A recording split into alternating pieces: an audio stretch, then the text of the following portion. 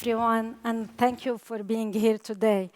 I'm shifting a little bit from the technical presentation, and I'm speaking about the people behind the technical knowledge, the ones that are behind the success of any work a company accomplish. And to help me present this panel today, I would like to welcome my esteemed colleague, David Campbell from ESL, Mohammed Al Saeefan from Aramco, and Steve Hamm from IFE. Today we're speaking about recruitment and retention and how to build a sustainable ground for highly skilled roles. In today's fiercely competitive world, where expectations are soaring, demands are ever-growing, and quality resources are in real shortage, life is growing more challenging by day, and the sense of contentment is near extinction. Satisfaction is mostly considered as lack of ambition, while true ambition is basically rare because it is lost amid expectations that are unrealistic. In such an environment, finding highly skilled professionals is seen as like a mission impossible, and retaining true talent is becoming an increasingly difficult endeavor. So why we have a shortage in the highly skilled professional?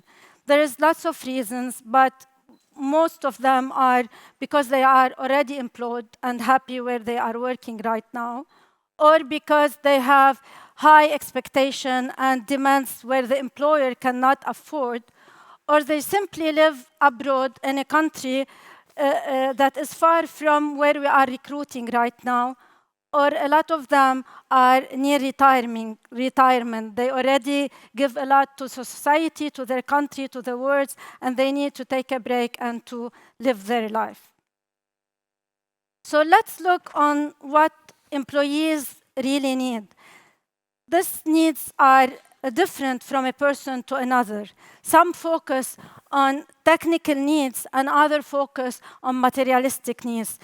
It may vary between salaries, positions, compensation, exposure. They want to be seen, to stand on stages. Some focus on career growth. Some focus on meaningful work. They want to do something that is meaningful to society, to their country. Some simply wants to be recognized, to be seen, to people tell them thank you for what you do. And some focus on the work-life balance, a new terminology that we hear in today's world, where people are more focusing on having some balance between what they do at work and their personal life. But besides what the employee really wants, there is also expectation from the employer. And also the employer expectation varies between a company and another, and an employer and another. It might start with commitment. They want them to be committed to the company values and goals. They want them to be dedicated to the work that they are assigned to. They want them to be responsible. I want to hire today, especially in highly skilled roles, responsible people. They want them to be respectful while dealing with each other, while dealing with the clients. Speaking about the clients, some work requires people to be diplomatic, to know how to speak to the client in a diplomatic way, to get the work perfectly done. And others focus on creativity, especially in this innovative world that we are living in today. And also, when hiring for highly skilled roles, we look at people that are initiators. I don't want to hire people that wait for the task to come to their desk so they can accomplish it. I want people that take initiative, that ask for more work, for more knowledge. And also, I want decision makers. I want somebody who removes a problem from my table and not to add one to the table. So why professionals resign from a company, especially if they stay at this company for a long period of time? There is a long list of reasons, and some of the people just like start compiling the list until it is a long list, and then they decide to resign. We start with overburdened. They have a lot of work to do. They cannot take it anymore, so they simply resign. Or slow growth. Some people see that it's been 5, 10 years, and I'm still feeling like I'm stuck, I'm in my place. So why waiting more? It's better to resign. Or lack of appreciation. If I work and I give and I devote myself to a company, and at the end of the day I see that there is no appreciation or little appreciation, then it's better to move on. Some see that they have a misalignment with the company goals, or they are being disrespectful from their direct manager or from the entire environment that they are working on. And here we started hearing about toxic environment. I resigned because I felt that the company is very toxic. The environment around me is very toxic. Others, as we said, focus on materialistic things, like the salary. They get a better offer with more money, they simply resign. Or the title. A lot of people care about what title is written before their names. They don't care about the growth, the content of the work. I just want to be called with a certain title next to my name. Others care about the package, the whole package, the benefits that come from the job. And some people focus on big names company. I want to work at a prestige company, so the people, when they ask me, I say, I work at this well-known company, regardless of what I do in this specific company. Others resign due to location. If I find a work next to my home, 10 minutes away, I would resign because I don't want to commute every day for an hour or an hour and a half and lose 3 hours every day on the road instead of doing something useful in my life. And here comes the terminology of flexibility that was introduced after COVID, where a lot of people now are looking and seeking for jobs that allow them to work remotely or to commute perhaps a few days per week instead of going every single day, especially if the work, as I said, is far away of their home.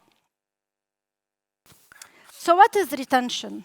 Retention is the ability of a company to reduce the turnover of the employee, especially when we talk about employees that has been with the company for a long period of time, or employee of highly skilled positions. So to help me speak about this very important topic, I would like to invite my colleagues today to this conversation, starting with you, David. David, now you are holding the position of the General Manager of Dubai Civil Defense Emirati Safety Laboratories, which is known to be the biggest facility undertaking testing and conformity assessment in the region. And with these positions come great responsibility, especially that you joined the facility when it was considered as a new facility. So from your own perspective, what are the challenges associated with highly skilled roles? Thank you. Look, we at Dubai Civil Defense, they always want to have the best technical experts in this laboratory. They've worked hard to find them, and it's taken them some years to attract them. We have lost some along the way to Ireland, Europe, New Zealand, because they have the same problems in those countries as we have here, and that is a skills deficit in fire engineering, fire science. So we have started to focus on people, realizing that each person's needs is very different, but we are trying to create an environment where we are stimulating and satisfying each employee. Now, we've got a number of, programs that we've started with skills development internally. We're also supporting some of our employees with university education whilst also working. We also do a number of team building, and then we're also progressively starting to improve and correct people's packages, their salaries, and finding that right balance for each individual so that they choose to work with us. We're also providing a more personal style of management. My heads of each department work very closely with their teams and try and keep them satisfied, motivate them, not just technically, but personally. And also we want to help them develop and upskill themselves. Of course, we're not a very big laboratory, 63 people now, and which doesn't leave you a lot of room to move people up the ladder as such. However, we are internally giving people opportunities to move laterally within the organization, and we've done that quite successfully. Even we supported one of our, he came to us originally as a laborer. He's gone through and done university through night school and now has moved into a safety role with an engineering role in safety for maintaining the safety of the facility. So we look for ways to help them improve and be satisfied and also feel that they are moving forward with their career. Okay, very good, David. I'm glad to hear that, especially that ESL is known to be a semi-governmental lab. It's not fully private, so to see that in a semi-governmental lab, there is initiative to retain people by motivating them, like you said, by giving them incentive to love their work, to stay for the vision of the lab itself. That's a very great motivation for everyone, I guess. Steve, thank you for coming today. And you are currently the CEO of the Institution of Fire Engineer. And IFE has recently launched a new strategy about having the new fire initiative worldwide to being more inclusive. And being the CEO of IFE, you are the main drive of this new strategy.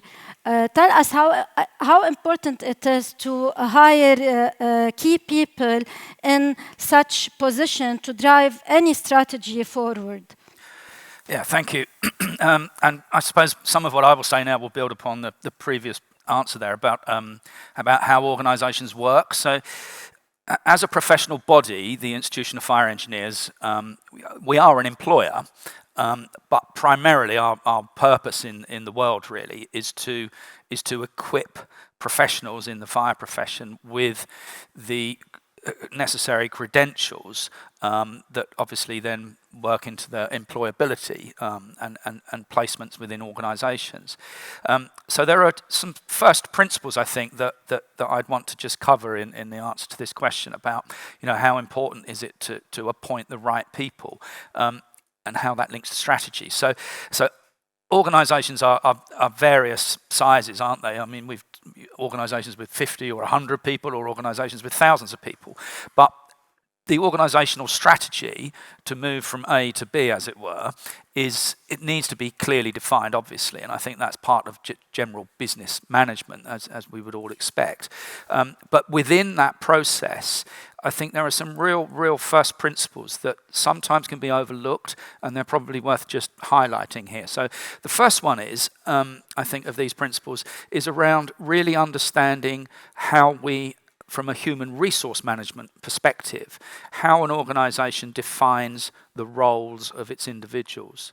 And this can be, it's a bit of a bureaucratic thing, but it's really important that job roles are defined specifically so that an individual as occupying a position knows what the role is, but also the employer knows how that function works to achieve the organisational goals. So I think that's absolutely critical, and it's very basic, but can sometimes be overlooked. And what has to go hand in hand with that, if we've got a description of a role within an organisation, is what's the requirement, what's the specification, as it were, for the individual. In fire engineering, we will go to the nth degree to specify sprinkler systems and various technical things, but we really should pay the same degree of attention to specifying the credentials of an individual that we're looking for. So then matching an individual to a job description and a person specification becomes a process. And that's my second point I would like to make about the process. So the process of appointment, I think there's been lots of innovations over the years in processes to appoint individuals to define roles. I'm a great believer, and as a CEO of a professional body, I would always encourage that an appointment process, building on those fundamentals that I've talked about with job descriptions and person specifications, the process itself is not a short-term process. It should be, it's worth the investment into an appointment process will inevitably, invariably always produce good returns. And that investment really, I think traditionally people would be interviewed face to face for, a short period of time, 20, 30 minutes, something like that, and then a decision would be made. To move away from that and to engage far more sophisticated methods of appointment process is critical here, really, I think. I also believe that it's like many things in life, there are people that specialize in recruitment and appointments, and investing into services, professional recruitment services, is, I think, generally pays dividends. It comes at a cost, but the return is, I think, worthy of that cost. So some of the techniques that are used are, I'm sure we're all familiar with them, but they're worth thinking about in terms of sort of assessment center type approaches to recruitment and getting the right person in, where we can actually, as an employer, we know what we're looking for, but we want to do more than just like a 20-minute conversation and an interview where people can tell a story. I think putting people through, potential candidates, through a process that is contextualized to the role that's being appointed to is beneficial, clearly for the decision making from the employer, but it's also beneficial to the individual as well, because what I think the job that I'm going to be appointed to might be different to in actual fact how it is in reality. So some sort of investment in in-depth processes to embed an individual into the type of role that they will be going to is essential. Final point on this for me is related to organisational size. So with organisations with significant numbers of individuals, of employees, then succession planning is critical to this as well. Smaller organisations generally will obviously have to look outside of their own workforce to recruit people, but where you've got the economies of scale, as it were, then succession planning and sort of career pathways within organisations is absolutely critical to this as well. Absolutely, absolutely. Mohammed, David and Steve, they both spoke about the size of an organization and how the recruitment and retention differs when between small organization and big organization. You are a fire protection specialist at Aramco, which is known to be the biggest or one of the biggest organization in energy producing worldwide with, I don't know, you are worldwide 75,000 employees, something like this. So, and you have several departments and all kind of people with different background between different departments, and you also have all kind of engineers, from chemical engineers, from hazardous engineers, from fire engineers, mechanical engineers. Even you have your own firefighting department at Aramco. And you were recently appointed as the World's Firefighting Games COO that will happen in 2026, and you are in the middle of preparing for this international event. And as David and Steve spoke about the qualification and how important it is to motivate people and to hire the right people in key roles, while recruiting people to help you in this mission or any mission, what do you prioritized in their qualification, in their main attribute, to choose the right personnel to help you move forward preparing to such events. Excellent. Thank you, Sawsan, and thanks for IFSJ management for inviting me in to be at this panelist with our distinguished guest and dignitaries. So I'll focus on high special projects. Aramco, again, is it's a huge organization, one of the biggest worldwide, with 70, 80,000 employees, with our own succession planning, strategies, development, one of, if not the biggest development spending company worldwide. So on a special project, the World Firefighter Games, which everyone here is invited, inshallah, in November 2026 in Khobar, Saudi Arabia, from 5 to 13. So how I chose my leaders to work with me, it's very difficult. I cannot get a new hire. New hire can work part of the team, but not as leaders of the divisions we have. So you need empowerment, a person who you give him power and he cascades it down. You need, can he be trustworthy? Is he energetic, or is he doesn't speak, works alone? And I've been through an employee that works alone, do not talk to him. Yes, behind the desk. Yes. Keep him behind the desk. Yeah, so it's very, very difficult. So I focused on these, and it is very difficult if you do not know the guy. So, and how do you catch these attributes when you interview him? The only thing is I use the strategy by give us a scenario or something you lived, and I get to see his energy when he speaks. If he's truly passionate on and he loves what he does, okay, then that is the correct guy I want, because we have firefighter challenges. It's an Olympic. We're building an Olympic event. So hospitality, guest management, sport director, sponsorship and marketing, and that alone is a separate branch on marketing. It is one of the most difficult one. So yeah, and once I do trust these leaders, I cascade the trust that you are responsible to hire your own team.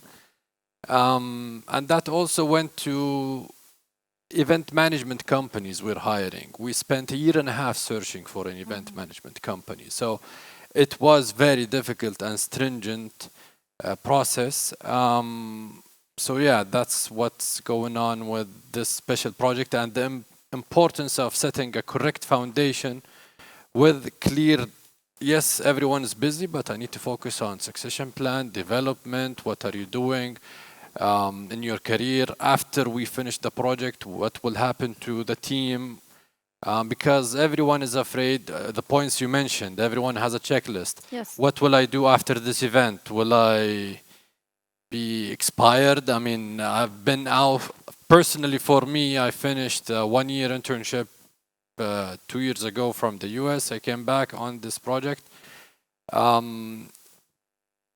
You need to follow orders. So that's what I've done personally. I was assigned, okay, I followed orders without question, trusting my management will take care of me later. Alhamdulillah, they're taking good care of me. Yeah. Mohammed, I agree on how things differ from small organization to big organization, and you spoke about follow orders, because in a big organization there is a lot of frame to follow, so it's not chaos, because as you said, there is a lot of people. And you mentioned something very important, is some job and some specific mission require not only technicality but also personality. We're speaking about the personality, and I personally believe in personality more than technicality. Yes. Because I always say that it's easy to learn technicality, but it's very hard to change somebody's personality. So speaking about technicality and personality, I will go back to you, Steve. Giving the limited pools of professional in the fire and life safety field and looking into the learning and knowledge in this niche expertise, do you believe that recruiter, while giving a job offer to a newcomer, they should include a continuous learning and development plan in the offer that they give to this employee, or just stick to the benefits and the materialistic side of the job? Yes, yes is the answer. How to do that is the more detail, isn't it? So I think absolutely fundamentally, for organisational performance, effectively is reflected through the outputs of people, isn't it? It's human beings. So whilst there is a technical competence that you refer to, absolutely, there are benchmark standards in technical competence that can be assessed or even demonstrated. That's what we do as a professional body. We enable people to be able to demonstrate that they have the technical competence and experience that meets that job description effectively that I spoke about previously. But the personality side, the human side, is the piece that really makes any organisation tick, isn't it? That's what actually drives outputs. So there's lots of elements there. Clearly there's some leadership elements to that human side. But even at the most fundamental level, interaction between employees in an organisation is crucial to organisational success. So how to capture the ability really within an organisation is the question here. The ability to ensure that all individuals that make up an organisation, whether it's large or small, feel valued and feel empowered and feel able to contribute to the organisational mission, and much of that is often sort of sometimes just given lip service, really. And we see policies and statements within organisations about inclusivity and various other sort of policy statements, but the proof of that really is in the interpersonal relationships within an organisation. So I think leadership is absolutely crucial. One of the previous speakers showed the chief exec of an oil company, perhaps not thinking in their own head about where the leadership role is there, and that goes all the way down. It doesn't have to be in crisis management. It can just be in day-to-day management of an organisation. So understanding people's needs at work, understanding people's perspectives of how they see their working environment is really crucial. So the leadership side of things is very important. And from an individual's perspective, you've talked about the sort of factors that keep people, retain people within an organisation. There's the obvious list. Everyone has their checklist. Everybody has their sort of work-life balance that they want to achieve. But the real motivation, I think, for people staying engaged with an organisation is that feeling of being valued and being empowered to actually contribute to the organisation's goals. So it is an issue of leadership, but it's also a cultural thing around inclusivity within an organisation, which is really, really important. As a professional body, the last point from me on this, I think, is we look at people's technical competence and give them technical credentials, but I think would like to point out that as part of that process, there is the human element that comes into that as well. So we have 5 criteria that if you came to the Institution of Fire Engineers and said, I'd like to be a chartered engineer with you, we would ask for evidence against 5 criteria. The first 2 of those criteria are technical, absolutely technical, because that's what we are, we're fire engineers. But they go A, B, C, D, E. C, D, and E criteria are all about how the individual operates, interpersonal relationships, how to deal with clients. That type of assessment sits alongside the assessment of technical competence. So I think having an investment in individuals through professional body membership, doesn't have to be the IFE, no monopoly on this, but investment and giving people that professional credential includes not just technical assessment, it also includes an assessment of an individual's approach to their work, which I think is really, really important. Exactly. And I personally believe that continuous learning should always be on the table with every offer. And if the person that you are hiring doesn't care about it, then for me personally, he's not the right candidate, because this is something very important in my personal opinion. And David, back to you. Last year, I had the pleasure to have several insightful conversations with you. And I know that you are a person who appreciates talents, and you acknowledge a talented person when you see one. So in your personal opinion, what truly, genuinely motivate talented people in a workplace? I think for me, it's really, for them, it's leadership, actually. The number one thing, I think, if I think of my team at ESL, is providing the leadership on a personal level to each person. At ESL, my door of my office, if it's open, they're allowed to come in anytime they like. Absolutely. Sit down, talk to me. It doesn't have to be about the work they're physically working on. Absolutely. It could be about anything that they need to discuss with me. Sometimes they just want advice. Sometimes it's not even work advice.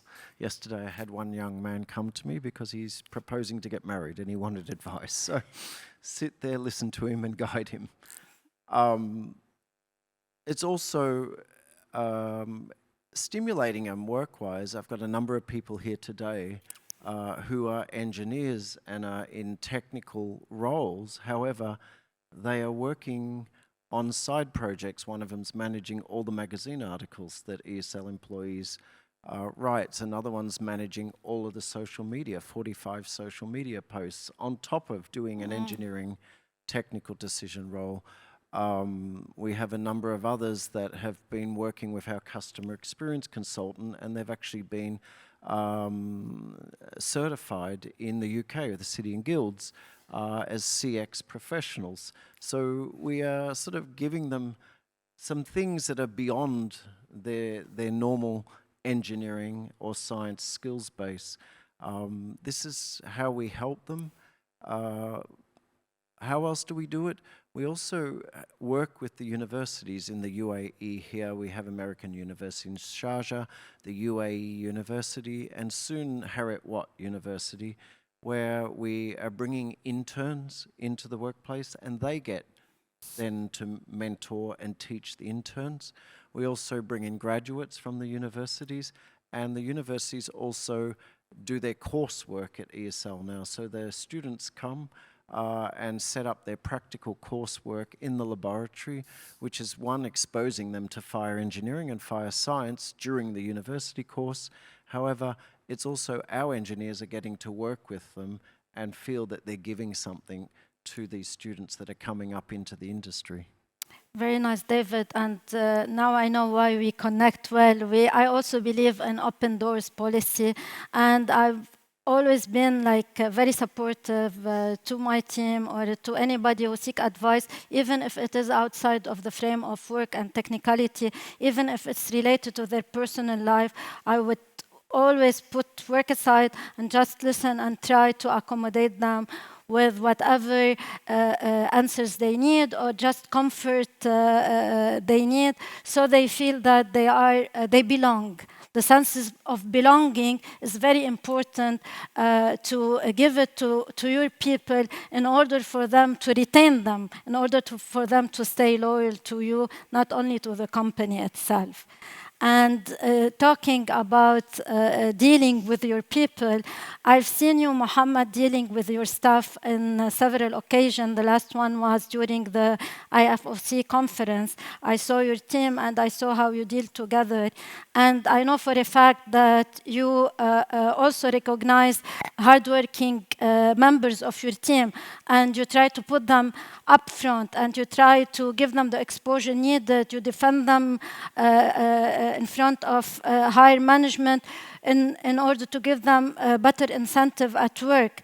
What if one of those people come at some point and tell you that he's planning to resign? What would be your reaction or your advice to them? First, did I do my homework in retaining him? Did I develop him? Did I expose him properly to correct management? Did I give him hopefully correct advice? Motivate him, empowerment. And if yes, yeah, if I did get an instance where couple gave me their offers, I have an open door strategy. I have this trust. People trust me. Whatever comes to me, it will stay at my level. Unless it's good for you to shine, I will raise it up. But if you have a complaint, if you don't like your environment, feel free. Yes, I will do my best to change it. One time an employee came to me with an offer and a resignation. I told him, if you're not resigning, I will fire you. So it was that good. I mean, because I look at, he skipped, mashallah, 10 years of, he was looking, I know each employee. So he was looking, for example, benefits and leadership positions. So it compiled many of the checklist. So I told him, yeah, this is, mashallah, a great offer. You cannot resist. And it's important to catch anyone silently quitting. He's there just for the salary, just to pay the bills, and any opportunity, like if it's even a lower salary, he will leave. So if you're a leader just sitting and you know this, or you're hoping this employee quits, that's a different case. But other than that, it's your job to retain highly professional and leaders, future leaders. It's our job to always find a way to keep the people, if, like you said, if they are worth keeping, and to see how we can help to retain them and keep them motivated to stay in our team. I had lots of talks to ask you, but it is a very long conversation and very active one. So, the clock is ticking. I will be wrapping this session by saying that we are not just numbers. People in any organization are not just numbers. They need to be valued and they need to be seen. And there is a lot of benefits behind retention. Those benefits can start by higher proficiency, but because let's be realistic, if someone is staying for a long period of time at a company, he would incorporate in the success of the company much more than newcomers. Better productivity, because they already know the rules, the drills, the format of the company, so they can give in less time better productivity. True devotion, when we stay for a longer period of time in the same place, we develop this sense of belonging. And it's not only belonging to the work itself, we belong to the people around us, our colleagues who sits next to us, the type of work that we are doing, our line manager, even the building itself that we commute to every day, even the street, the community around us. So the sense of belonging help retaining people in their place. And also, if those people, like people that stayed for a long period of time, resign from a certain company, this is demotivating for the rest of the people, especially the newcomers. It also help lower expenses, because if we look at it from a time, money perspective, we see that people that stayed at the company for a longer period of time can give better quality in shorter time. And if I want to replace them with a newcomer, first of all, to attract this newcomer, I should pay a higher salary. Second of all, this newcomer will take time. I need to develop them. I need to train them to the company procedure, and this is also losing time. It means losing money. In today's world, time is money. And at the end, there is the sustainable trust.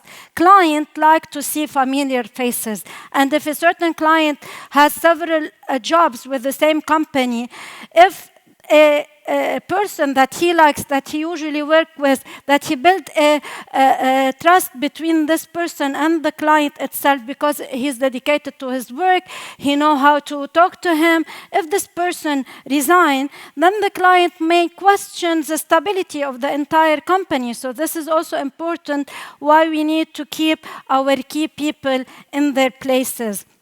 So our job is first to hire, Then we have to train the people that we hired them. Then when they are trained, we need to motivate them to stay. And at the end of the day, our main job is to put a very effective strategy to retain those people.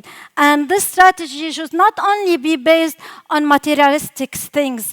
This strategy should be based on, first of all, performance-based incentive. I do believe that incentive should not be given based on age, based on years of experience, based on in what year I graduated, or based on who knows who. Incentive should be given based on the performance provided from the employee. Second, we need to provide true talents with a prominent growth plan. They need to see a track, and they need to see clearly where they are going. When they see that, they can give you with passion. They can work from all their heart.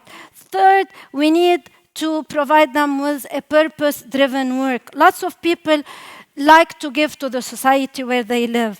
They like to feel that the work they are doing is making a change, making a difference. We also need to keep valuing our employee. It's not bad to say thank you. I do appreciate what you did today. Send them a thank you note by email.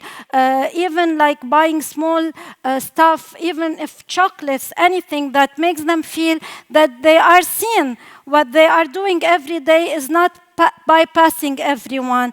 At the end, we need to create a positive workplace. We live at work more than we live at home. So if the workplace where we go every day, where we spend most our time, is not encouraging me, it's toxic, I will suffocate, and at the end, either I resign or I will not give from my heart. The conclusion, we need to ask ourselves, are we looking to retain the skilled people or the talented people? Because maybe skilled people care about the salary, about the title, about the benefit, but believe me, talented people care about a lot more than this. And my colleagues spoke about being valued, being challenged, being recognized, and being supported, being heard, the open door policy that we spoke about. I want to leave you with a question. What is the leadership habit that best supports true talented people? In my personal opinion, it is consistency. When we are consistent, we successfully made it get through any relation, not only work relation. Consistency is a key habit that I believe every person should retain it in his everyday communication. Thank you, everyone, for listening.